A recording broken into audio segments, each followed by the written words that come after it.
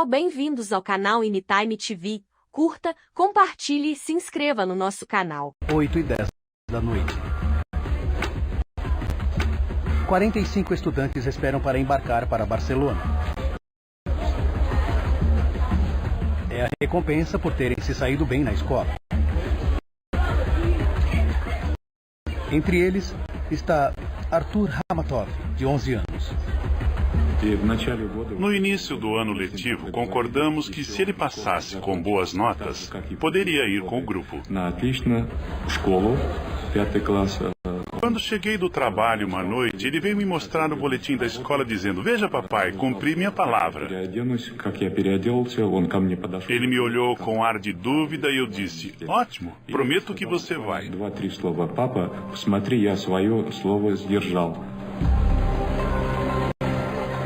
As crianças são de Ufa, na Rússia Central. Elas ficaram detidas em Moscou porque perderam o voo original.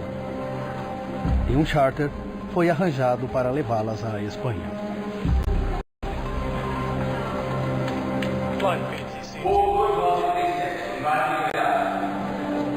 No voo também estavam Svetlana Kaloyev e seus filhos Konstantin e Diana.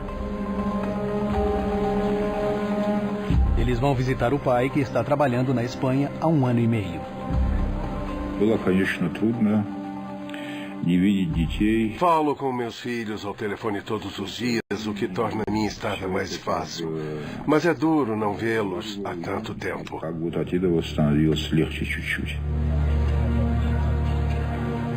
Svetlana teve sorte de conseguir lugares nesse voo charter da Bashkirian. A demora nos vistos significa que outros voos saíram lotados. Finalmente íamos nos ver e nos divertir juntos.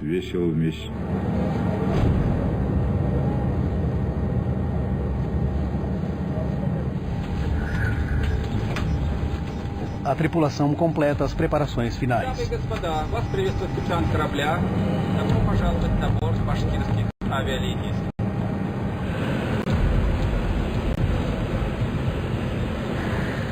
8h48 da noite. O voo charter BTC 2937 da Bashkirian decola do aeroporto Domodedovo de Moscou. A distância de Barcelona é de 3.000 quilômetros. Tempo estimado de voo, 4 horas e 20 minutos. Suíça. Centro de Controle Aéreo de Zurique. 11 horas da noite. O controlador de voo dinamarquês Peter Nielsen, de 35 anos, está no turno da noite. Ele e outro controlador estão administrando um setor de espaço aéreo sobre a Suíça Oriental e parte do sudoeste da Alemanha. Durante o dia, esta área é uma das mais movimentadas da Europa. Mas à noite o movimento cai, com apenas alguns aviões de vez em quando. O colega de Peter Nielsen sai para fazer uma pausa. Nielsen é então o único responsável por todo o espaço aéreo de Zurique. Ele atribui um radar para o tráfego de passagem desse setor e outro para aviões, chegando para pouso no aeroporto de Friedrichshafen, ali perto.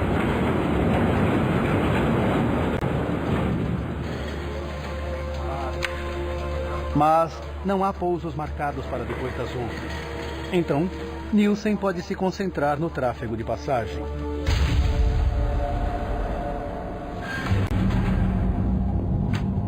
Onze horas e 6 minutos. Svetlana Kaloyev e seus filhos, juntamente com outros passageiros do charter da Bashkirian, cruzam a Áustria a 36.000 pés de altura.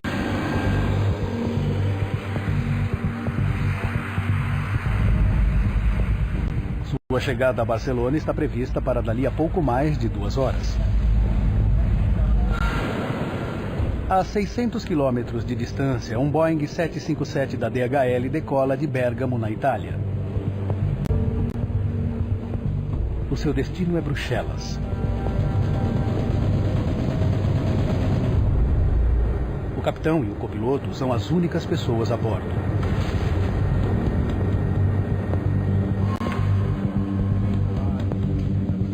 Os engenheiros de manutenção chegam à sala de controle de Nielsen. Faremos o trabalho rapidamente.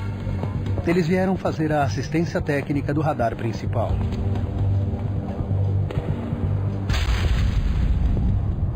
(11 horas e 21 minutos). O avião de carga da DHL, voo DHX-611, entra no espaço aéreo de Nielsen. O capitão solicita permissão para subir a 36 mil pés. Radar suíço, boa noite. DHX-611. DHX-611 identificado.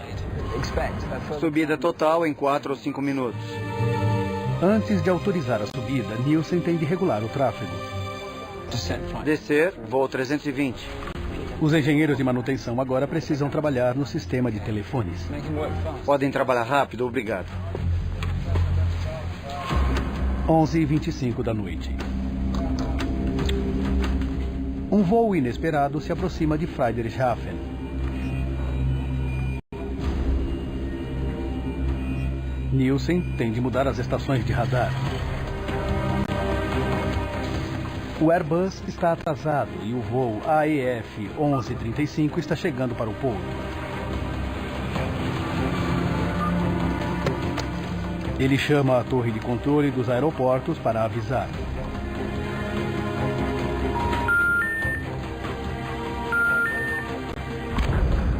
Não consegue comunicação.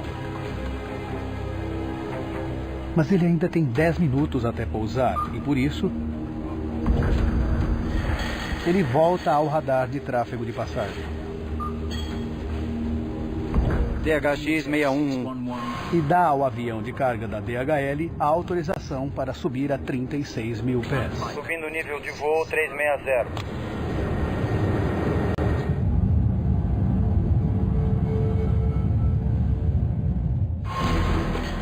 Nielsen, então, retorna ao Airbus e chama o aeroporto de Friedrichshafen de novo.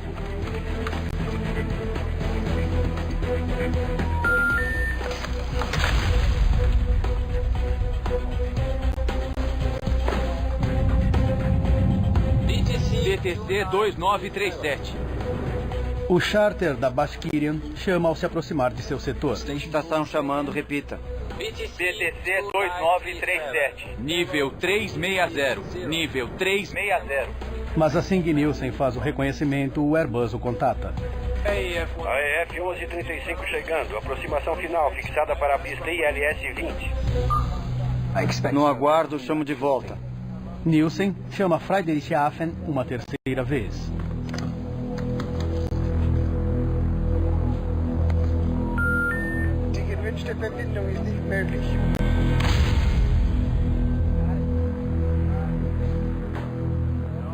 AEF 1135. Ele passa um rádio para o Airbus dizendo que faça contato direto com o aeroporto.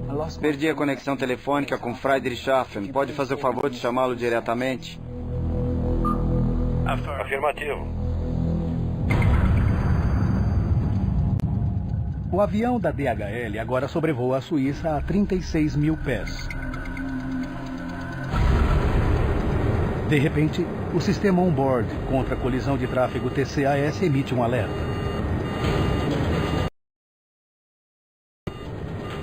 Tráfego. Exatamente ao mesmo tempo, o sistema TCAS do avião da Bashkirian também dispara. Tráfego. 25 quilômetros separam os dois aviões.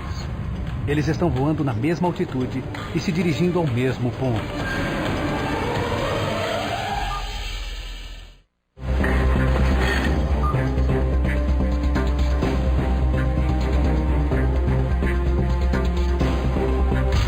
Peter Nielsen de repente percebe que tem um problema urgente. BTC 2937. Imediatamente ele diz ao piloto russo para descer. Descer para nível 350. Apresse-se, há tráfego. Segundos mais tarde, o seu sistema TCAS diz exatamente o contrário. Subir. Ele está dizendo para subir. Ele está anunciando para baixo. Subir. Ao mesmo tempo, o TCAS do DHL diz para ele descer. Descer.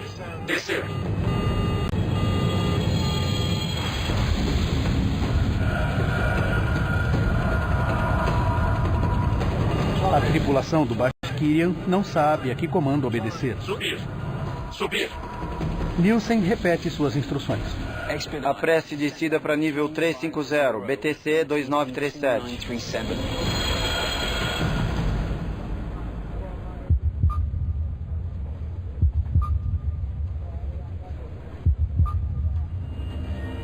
Quando vê que suas ordens foram seguidas, Nielsen lhes diz que o avião da DHL se aproxima pelo lado direito. Temos tráfego na sua posição 2 horas. Agora em 360. Ele volta ao Airbus.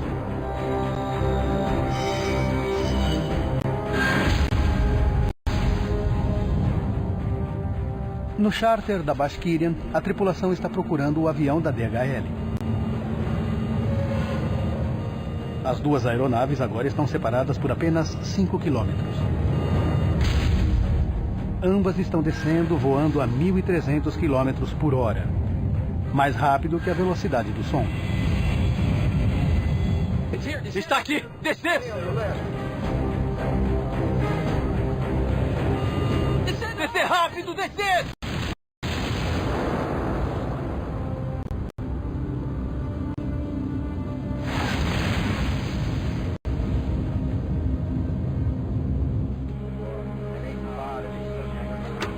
Onze e 35 da noite. AEF 1135. A tripulação do Airbus finalmente fez contato com o aeroporto de Friedrichshafen. Falamos nós, Friedrichshafen. Nielsen agora pode entregar o avião. Afirmativo. Até logo.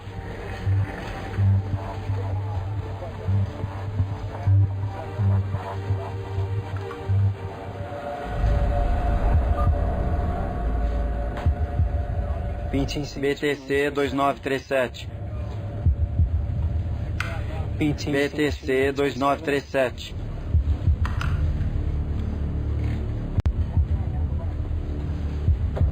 BTC 2937.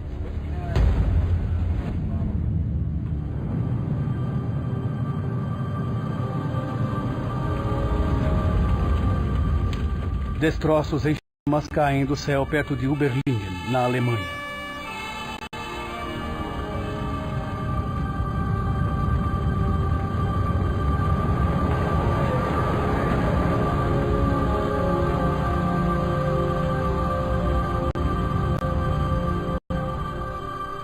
Se está gostando do vídeo, não deixe de se inscrever e deixar o like. Obrigado, galerinha. Continuem agora com o vídeo. Ao nascer do dia, a polícia dá início à maior operação que essa área já viu. Bombeiros apagaram o fogo nos destroços. Equipes de resgate começam a terrível tarefa de procurar os corpos. Os aviões caíram e todos os ocupantes morreram.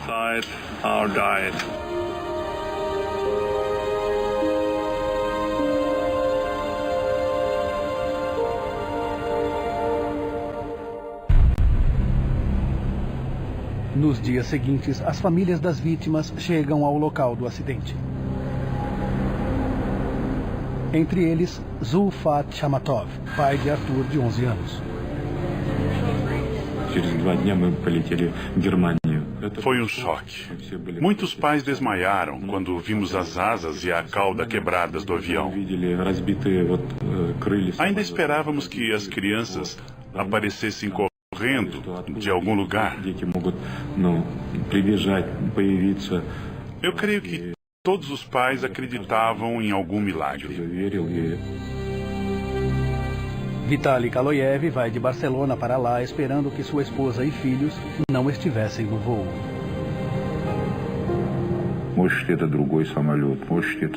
É preciso ter certeza. Talvez não fosse o meu avião que caiu. Talvez alguma outra coisa aconteceu. Como saber sem provas? Os investigadores confirmam seus piores temores. 71 pessoas a bordo dos dois aviões têm morte confirmada. É o pior acidente na aviação civil que a Alemanha já viu. Em uma indústria protegida por múltiplos e altamente avançados sistemas de segurança, como isto pôde acontecer? Agora, recordando os eventos daquele dia e mergulhando nas investigações, poderemos revelar a calamitosa cadeia de eventos que colocou 2 aviões exatamente no mesmo lugar e ao mesmo tempo.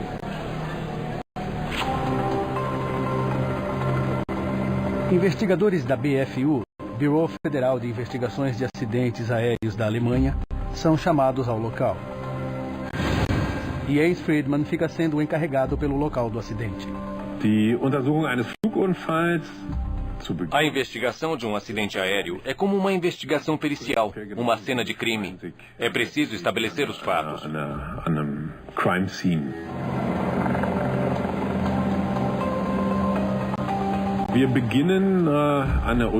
No local do acidente, começamos em um caos total. Há destroços espalhados por toda parte.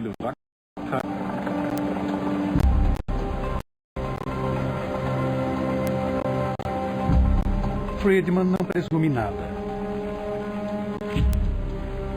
Nem mesmo que os 2 aviões colidiram. 2 aviões estavam no ar. Se eles colidiram ou passaram muito próximos um do outro e perderam o controle, não sabíamos.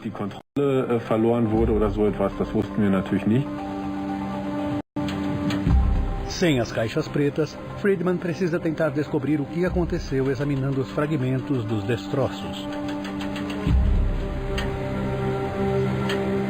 Pedaços importantes são trazidos para um depósito especializado no norte da Alemanha.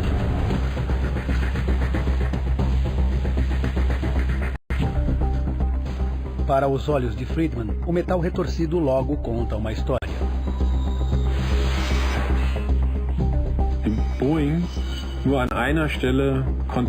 O Boeing fez contato com o Tupolev em um determinado ponto. O corte vertical da cauda foi quebrado.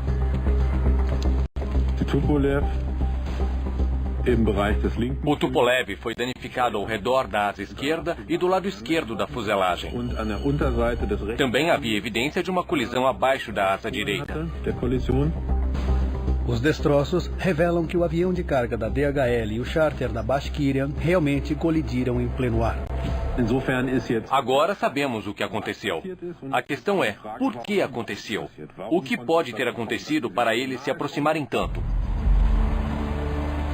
No local do acidente, entre as peças fragmentadas dos 2 aeroplanos, os investigadores finalmente encontraram o que estavam procurando, as caixas pretas dos 2 aviões.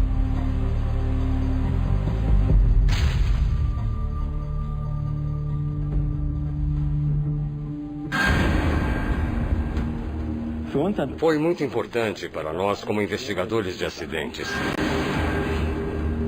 Johan Heuss, da BFU, junta-se às investigações.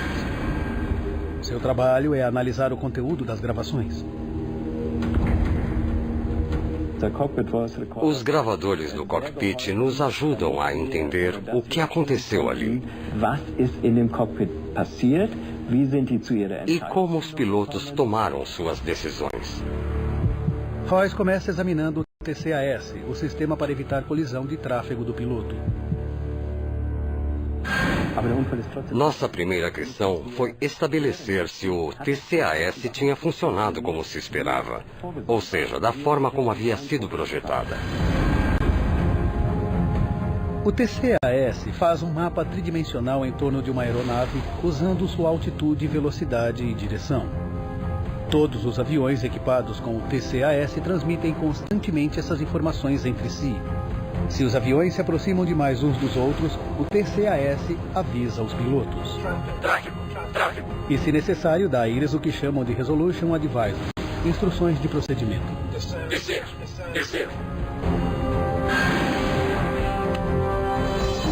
Examinando a caixa preta, Heuss rapidamente constata que o sistema trabalhou da forma como deveria.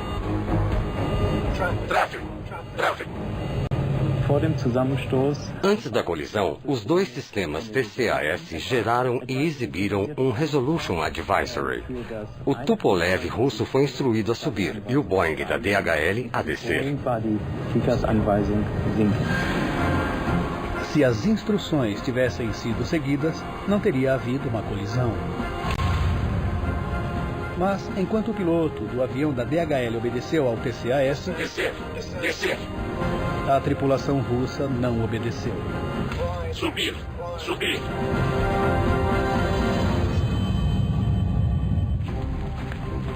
Especialistas dos Estados Unidos estão indo para o local da colisão aérea de dois aviões no sul da Alemanha. A colisão aérea de Überlingen agora é manchete mundial. A mídia especula livremente e procura alguém para culpar. Disse que o piloto do avião russo ignorou repetidas instruções dos controladores de tráfego aéreo. Por que o sistema TCAS para evitar colisões pode ter causado uma? E por que o avião russo não obedeceu a ordem de descer? Problema de linguagem? Os comandos dos controladores são sempre em inglês.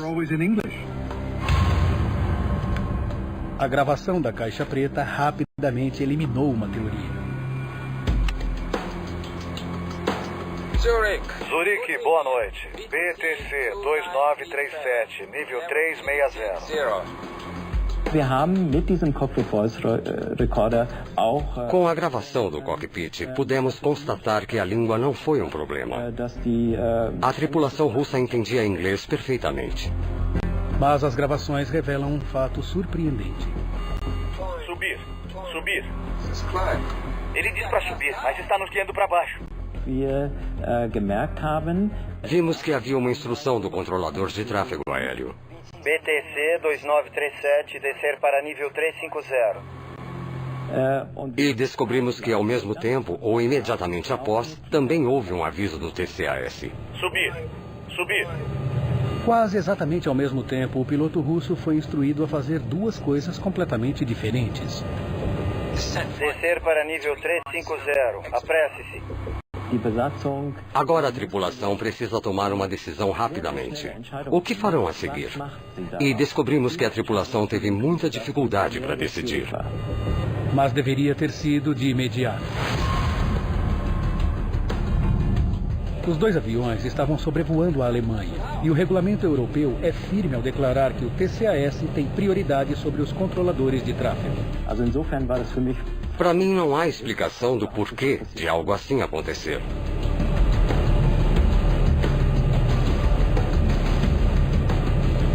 Subir.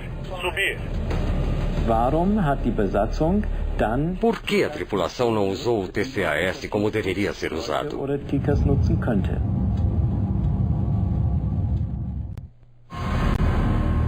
Até abril de 2001, o TCAS era mandatório praticamente em todo o mundo. Mas os investigadores descobrem uma notável exceção: a Rússia. Seria possível que a tripulação russa não soubesse como utilizar o TCAS? Rustam Mustafin é um ex-piloto da Bashkirian. Ele confirma que, embora não seja padrão para voos domésticos, os aviões que fazem voos internacionais são especialmente equipados com o TCAS.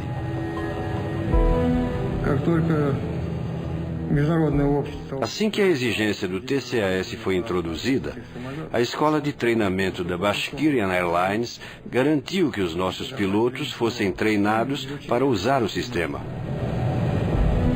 Rustam voava regularmente com os pilotos do voo BTC 2937. Na época do desastre, já tínhamos grande experiência com ele. A tripulação sabia como o TCAS funcionava, mas ignorou suas instruções. O manual de voo do Tupolev, a bíblia operacional do piloto, revela por quê.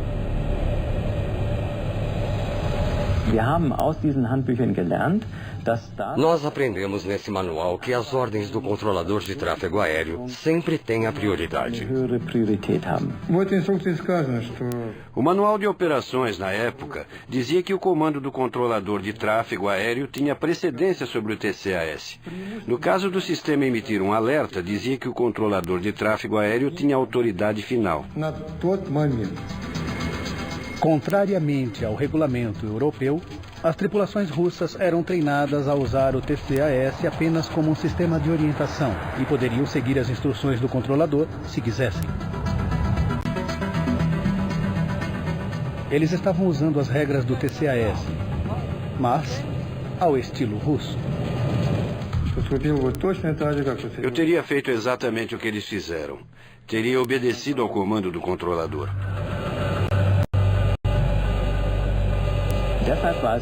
De repente, pudemos entender por que a tripulação agiu daquela forma. Os investigadores descobriram por que os dois aviões estavam descendo. Enquanto a tripulação do DHL seguiu as instruções do TCAS, o piloto russo obedeceu ao controlador de tráfego aéreo. Mas isso não responde uma questão mais básica. O TCAS é tido como um sistema de último recurso. Para começar, os aviões não deviam estar próximos o suficiente para acioná-lo.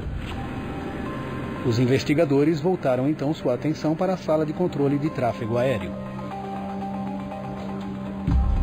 Um controlador deve avisar os pilotos para mudar de altitude pelo menos 2 minutos antes de um conflito potencial. Mas Peter Nielsen só disse à tripulação russa para descer 43 segundos antes da colisão. BTC 2937 descer. Por que o controlador emitiu a ordem tão tarde? Tarde a ponto de existir o perigo de um acidente. Por meio de registros e entrevistas, os investigadores constataram que Nielsen era o único controlador de tráfego aéreo em serviço na noite de 1º de julho. A política oficial do Skyguide é ter um mínimo de 2 controladores de serviço todo o tempo. Os investigadores também constataram que se tornara um procedimento padrão um controlador fazer uma pausa prolongada durante o turno da noite. Tom Larsen era grande amigo de Nielsen e há muitos anos trabalhava ao seu lado. O modo como Peter estava no turno da noite era o que fazíamos o tempo todo. Ficava apenas um controlador porque havia muito pouco tráfego. Entre 11 da noite e 6 da manhã, não há pousos programados em nenhum aeroporto da área. Mas então,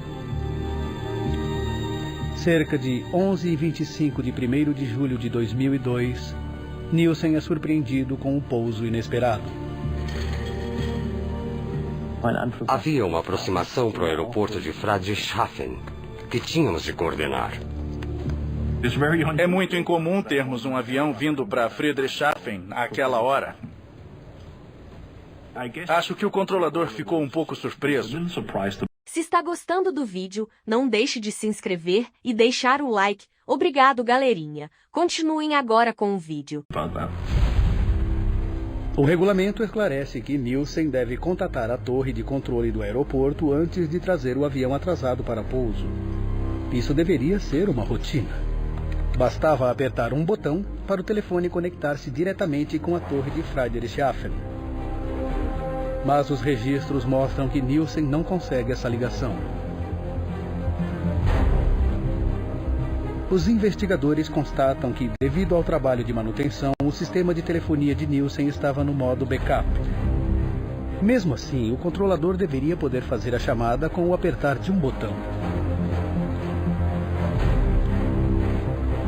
Mas um exame técnico dos telefones revela um problema terrível.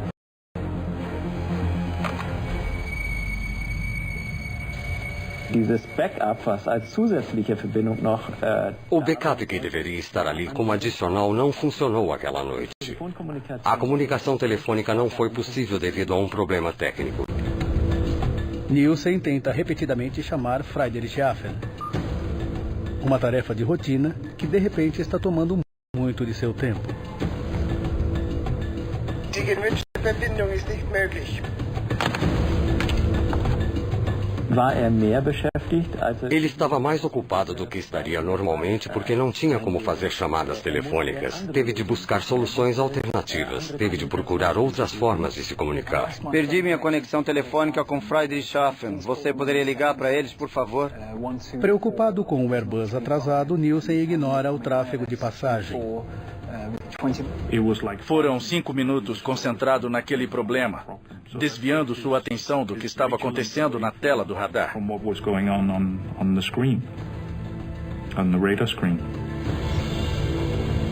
Mas o radar tem uma função de emergência, que deveria alertá-lo do perigo iminente. O Alerta de Conflito de Curto Prazo, ou STCA. Short-term conflict alert. O alerta de conflito de curto prazo é outro sistema similar ao TCAS. Ele nos ajuda no radar se não percebemos um conflito. Se não o vemos a tempo, ele nos dá o alarme. It will give us an alarm. 2 minutos antes de uma possível colisão, um alerta do STCA deveria aparecer nas 2 telas de radar de Nielsen, juntamente com um alerta de áudio.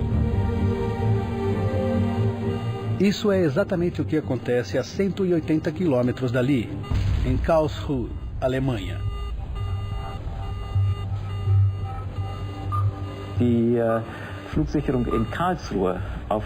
O controle de tráfego aéreo em Karlsruhe detectou em sua tela de radar que 2 aeronaves estão se aproximando mais do que deveriam. Os registros revelam que o controlador em Karlsruhe tenta falar com Nielsen para avisá-lo. Mas o sistema de telefone de backup defeituoso impede a comunicação. Regras de aviação não permitem que ele faça contato com aviões fora de seu setor, a menos que o controlador encarregado tenha perdido a consciência ou deixado seu posto. A ATC de Karlsruhe decide seguir o protocolo e tenta falar com Nielsen 11 vezes no total, sem nenhum sucesso. BTC 2937. Registros mostram que o STCA visual de Nielsen não funcionou. Royce constata que o radar de Zurique também está em manutenção, significando que estava em modo de backup.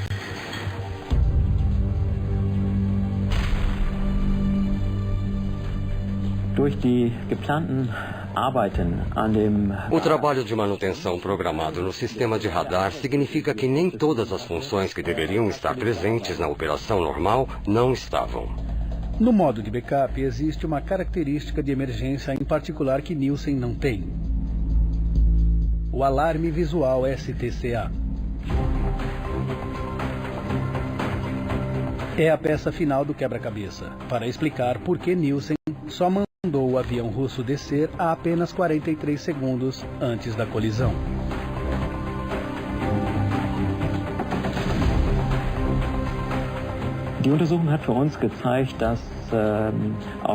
A investigação nos mostrou que uma série de eventos infelizes ocorreram ao mesmo tempo para o controle de tráfego aéreo.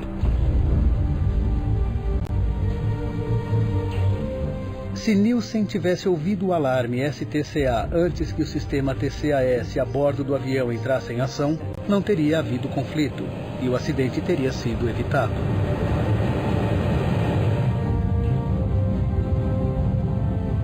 E então, uma última virada.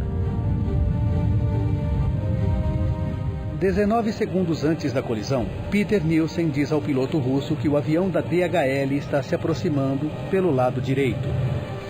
Temos tráfego na sua posição 2 horas. Agora em 360. Onde ele está?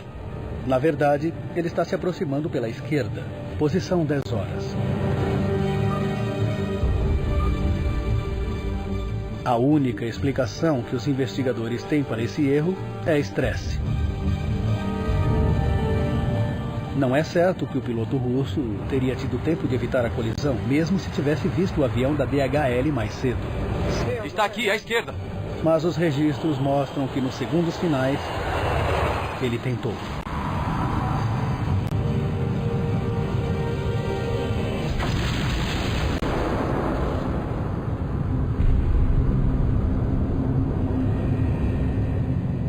Com o impacto, o charter da Bashkirian se despedaça em 4 partes. Sem o seu estabilizador de cauda, o avião de carga da DHL gira incontrolavelmente em direção ao solo. –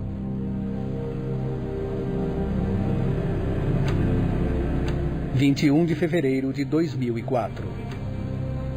Os investigadores escrevem seu relatório final e Vitaly Kaloyev voa para Zurique. Ele se torna obcecado para encontrar alguém a quem culpar pela morte de sua esposa e filhos. Eu queria ouvi-los dizer: fomos os responsáveis, mas nos perdoe se possível. Eles mataram tantas crianças e nada aconteceu. Não houve desculpas nem expressões de pesar, nada. Nielsen ainda trabalhava na Skyguide, mas estava sendo transferido para áreas de análise de segurança. Kaloyev descobriu onde ele morava. Eu fui ver o controlador. Sabia que ele estivera de serviço naquela noite. Tudo isso tinha que ter um fim. O ciclo precisava ser fechado. Eu não queria esperar mais e decidi acabar com tudo eu mesmo. Nilson apareceu. Era mais alto do que eu. Eu lhe mostrei as fotos dos meus filhos nos caixões. Ele empurrou a minha mão e então recebeu o que merecia. Вот когда вот говорят, вот это вот месть была или что-то была, месть это... Alguns dizem que foi vingança, mas vingança é uma coisa insignificante. Alguém se vinga quando foi profundamente insultado, mas isso não era vingança. Isso era punição. Это не месть была, это, скорее всего, кара была.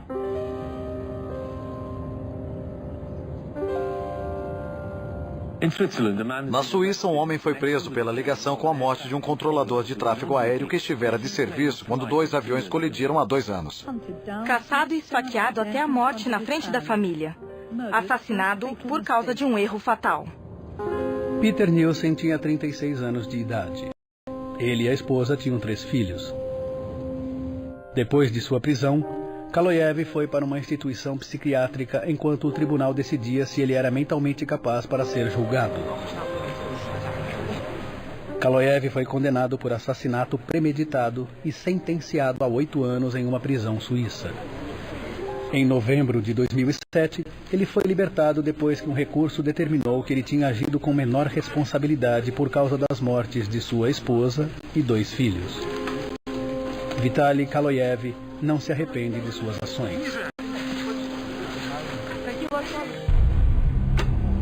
Em maio de 2004, depois de quase 2 anos de trabalho intenso, a equipe investigativa alemã publica seu relatório final. Agora é possível recordar os eventos daquele dia fatídico, seguindo as evidências descobertas durante as investigações.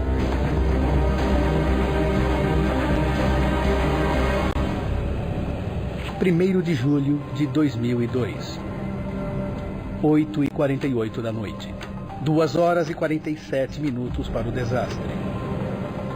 Um charter da Bashkirian Airlines decola no aeroporto Domodedovo, em Moscou. 20 minutos para o desastre. No centro de controle da área de Zurique, 2 controladores de tráfego aéreo estão de serviço. Um deles sai para uma pausa. E Peter Nielsen agora está trabalhando sozinho. 12 minutos e 33 segundos para o desastre. Um avião de carga da DHL entra no espaço aéreo de Nielsen e requer permissão para subir a 36 mil pés. 9 minutos e 49 segundos para o desastre. Um Airbus atrasado está chegando para pousar no aeroporto de Friedrichshafen. Nielsen tenta falar com o aeroporto para transferir o voo, mas seu sistema telefônico está no modo backup devido à manutenção e o sistema de backup tem uma falha. 5 minutos e 21 segundos para o desastre. O charter da Bashkirian passa um rádio para Nielsen.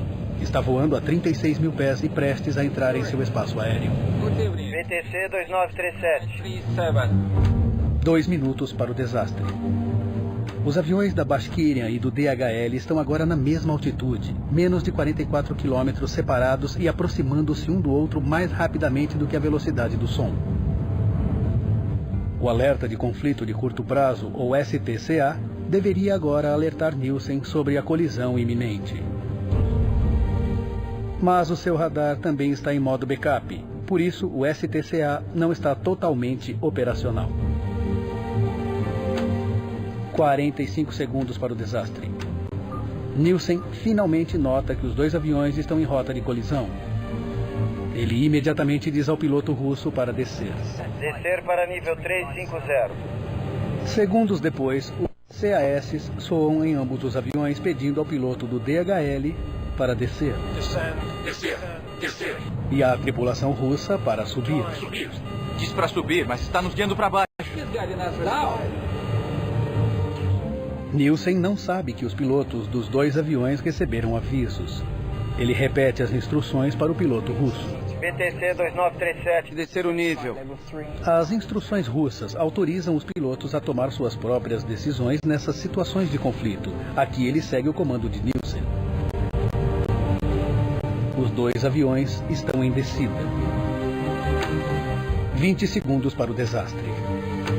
Nielsen acredita que o conflito está sanado. Mas antes de se despedir, ele diz à tripulação russa que o avião da DHL está se aproximando pela direita. Na verdade, ele está se aproximando pela esquerda. Onde ele está? 5 segundos para o desastre. A tripulação russa viu o avião da DHL. Ali, à esquerda. Eles se esquivam, mas é tarde demais. Descer rápido, descer!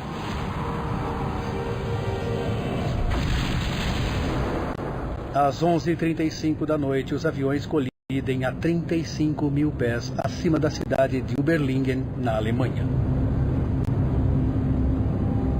Todas as 71 pessoas a bordo dos dois aviões morrem.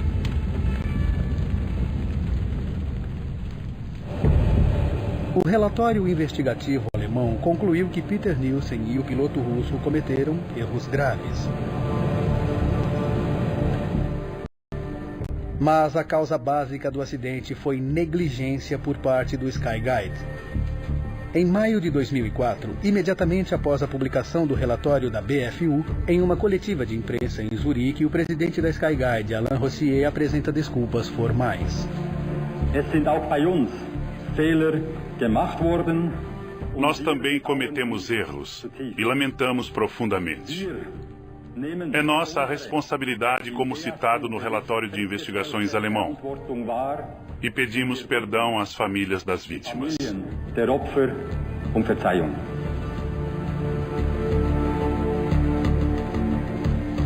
Em setembro de 2007, um tribunal suíço julga culpados de homicídio negligente 3 funcionários do Skyguide.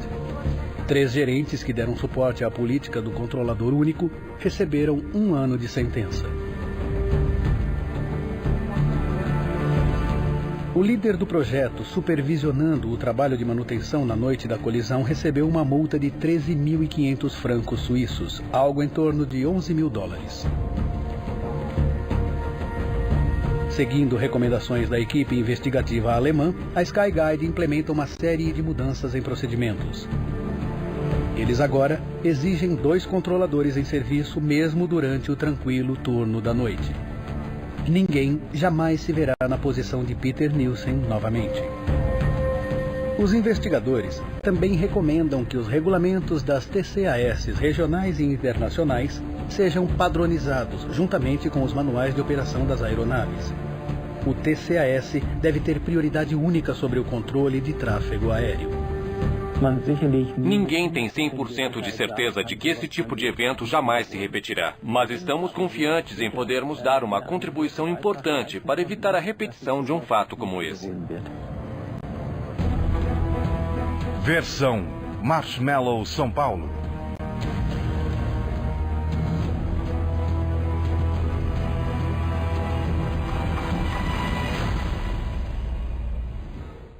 Olá pessoal! Pessoal, espero que tenham curtido o vídeo. Curta, compartilhe e se inscreva no nosso canal. Obrigada por assistir.